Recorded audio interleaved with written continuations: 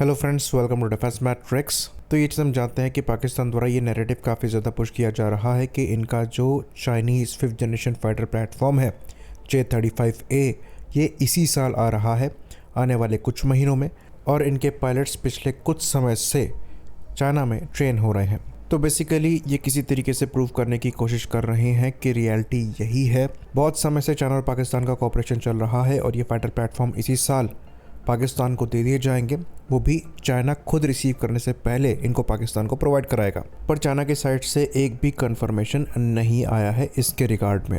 Even Pakistan के official government account से ये चीज़ कोट करी गई थी कि चाइना द्वारा करीबन 40 J-35 फाइटर ऑफ़र किए गए हैं पाकिस्तान को, लेकिन वो ट्वीट भी बाद में डिलीट कर दिया गया था। इस पर भी हमने वीडियो बनाया था।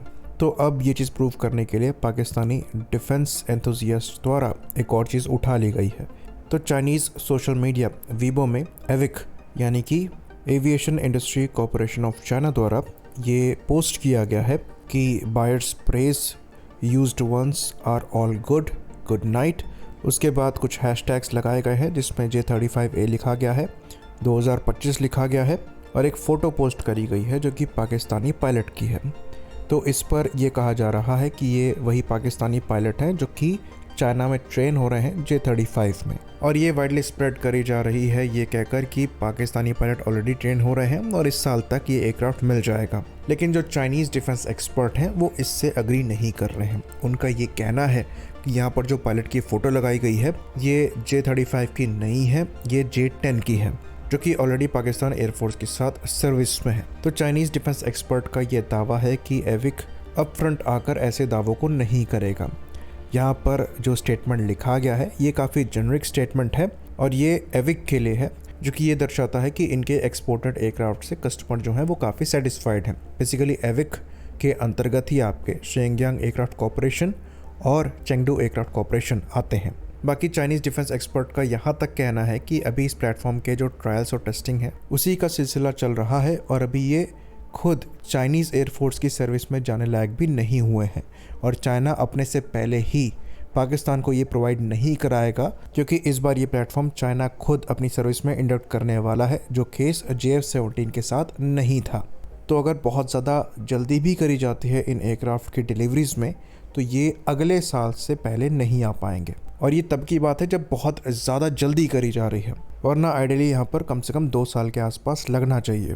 ये चीज़ लॉजिकली भी सेंस बनाती है। अगर ये प्लेटफॉर्म पाकिस्तान को डिलीवर होने वाले होते इसी साल तो कम से कम एक आध भी फ़ोटोग्राफ निकल आती J-35 की, जो कि पाकिस्तानी एयरफोर्स की डिलीवरी में होता।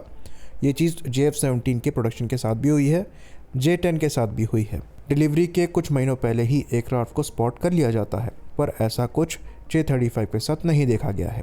खैर, ये प्लेटफॉर्म इस साल आते हैं नहीं आते हैं, नेक्स्ट ईयर आते हैं, पर यह बात तो तय है कि ये प्लेटफॉर्म पाकिस्तान एयरफोर्स को मिलने हैं और इनके साथ पाकिस्तान एयरफोर्स को एक एडवांटेज मिलेगा।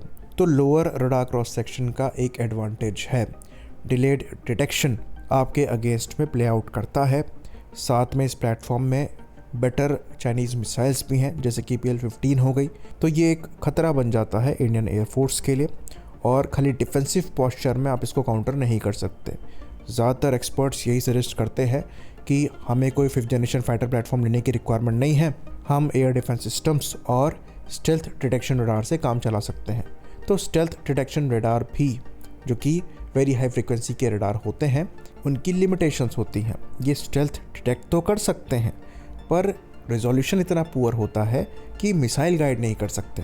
तो आपको ये पता लग जाएगा कि स्टेल्थ एयरक्राफ्ट आ रहा है, लेकिन मिसाइल गाइड करने वाला रडार अगर उस एयरक्राफ्ट को नहीं देख पाता है तो आप समय पर उसे इंगेज नहीं कर पाएंगे जानकर भी। एटलीस्ट स्टेल्थ एयरक्राफ्ट अगर आपके पास रहेगा तो आप उस एयरक्राफ्ट को दूसरे प्लेटफॉर्म को इंगेज करने के लिए भेज सकते हैं, जहां पर कॉम्बैट थोड़ी इवन हो पाएगी। क्योंकि आपका भी स्टेल्थी एयरक्राफ्ट रहेगा तो एनिमी का भी रडार आपको लेट डिटेक्ट करेगा। अगर आपके पास पावरफुल सेंसर है तो हो सकता है आप उससे पहले उसको डिटेक्ट करके इंगेज कर सकते हैं।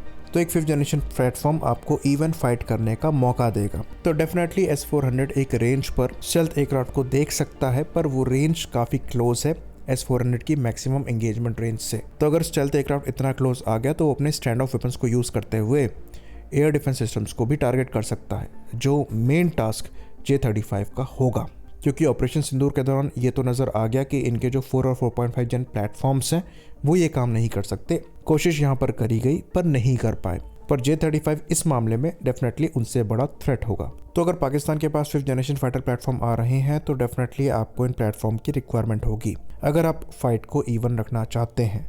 और इसलिए Su-57 और F-35 को लेकर डिबेट्स चालू हुई हैं। ऑफिशियली यूएस और रशिया द्वारा अपने प्लेटफॉर्म्स ऑफर किए जा रहे हैं। इंडिया ने ऑफिशियली किसी भी चीज़ को एक्सेप्ट नहीं किया है।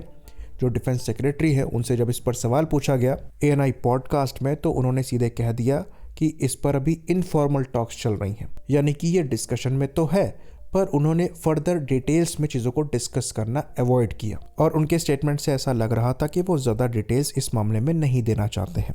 बाकी इस बात को उन्होंने डेफिनेटली एक्सेप्ट किया है कि S-400 के फर्दर ऑर्डर दिए जा सकते हैं, एयरफोर्स पर ये डिपेंड करता है। तो ये चीज़ कम से कम ये इंडिकेट करती है कि रशिया के साथ डिफेंस कोऑपरेशन जो है वो पूरी तरीके से ख़त्म नहीं हुआ है और इंडिया उनसे फर्दर वेपन्स लेने पर विचार कर सकता है। तो Su-57 के मामले में जब ये कहा जा रहा था कि अब इंडिया रशिया से वेपन्स नहीं लेना चाहेगा, तो ऐसा केस नहीं है।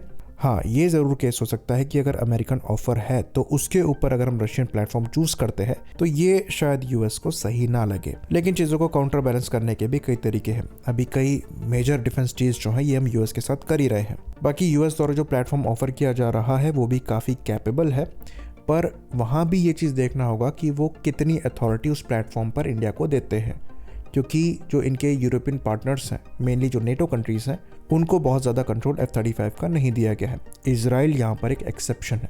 सोर्स कोड की जहाँ तक बात रही, इस पर हमने विस्तार से बात करी है कि सोर्स कोड वो किसी को प्रोवाइड नहीं कराते हैं। जहाँ तक रही बात इजराइल को सोर्स कोड प्रोवाइड कराने की, तो वो लिमिटेड है, लिमिटेड मॉडिफिकेशन के लिए, और वो इजराइल के लिए ही एक एक्सेप्शन है। अगर वो सिमिलर एक्सेप्शन इंडिया के लिए करते हैं तो F-35 भी एक अच्छी चॉइस हो सकता है। बाकी रशिया की बात करें तो वो अपफ्रंट आकर कस्टमाइज करने को तैयार है Su-57 को इंडियन रिक्वायरमेंट के हिसाब से, तो इस लिहाज से Su-57 एक बेटर ऑप्शन बन जाता है। खैर, चीज़ें यहाँ पर कॉम्प्लिकेटेड हैं और जहाँ तक हमें नज़र आ रहा है, हमें ऐसा लगता है कि stop gap 5th generation fighter platform India द्वारा लिया जाएगा। पर डिफेंस सेक्रेटरी ने यह भी क्लियर कर दिया है कि फोकस जो है ये आर्म का है, जो कि कम से कम 8 से 10 साल का समय लगाएगा सर्विस में इंडक्ट होने के लिए। तो उतना आप डेफिनेटली वेट नहीं कर सकते अगर पाकिस्तान आने वाले 1 से 3 साल में J-35 को इंडक्ट कर लेगा, तो stop gap 5th generation almost inevitable लग रहा है। पर अच्छी बात यह है, जो क्लैरिटी ऑफ थॉट्स दिखाए जा रहे हैं उससे ये क्लियर इंडिकेशन मिल रहा है कि इन प्लेटफॉर्म का आना AMCA प्रोग्राम को डिरेल नहीं करेगा। आई होप इन्फॉर्मेशन यहाँ पर क्लियर रही हो। इसी बात पर इस वीडियो को हम खत्म करेंगे। लाइक करिए, सब्सक्राइब करिए। जय हिंद।